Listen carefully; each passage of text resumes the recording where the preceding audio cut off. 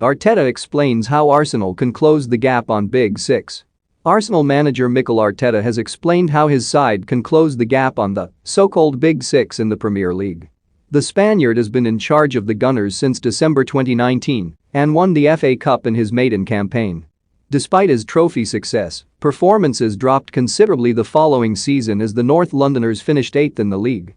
Arsenal responded by spending over £140 million in the transfer market, targeting young players as a bid to concentrate on the long term. The Gunners are without European football this term, and Arteta is desperate to bring it back to the Emirates. Champions League qualification seems extremely unlikely, but if they want to make the Europa League, they will have to close the gap on those above them.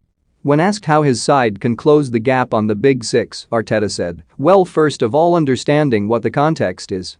So where the rivals are, what they've done to achieve what they've done, and what we have to do to get there. And then just focusing on your process and what you can control, because the rest is out of your hands. But you have to be realistic that if the gap is this big, there are things that have to be there to reduce this gap. There is not any other possibility because we don't expect anybody to bring the level down. I think the opposite. I think they will try to increase the level even more."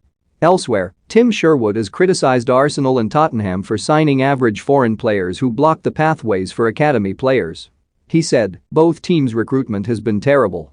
Both clubs are signing average foreign players that block up pathways to their academy players, and I don't agree with that," Sherwood said.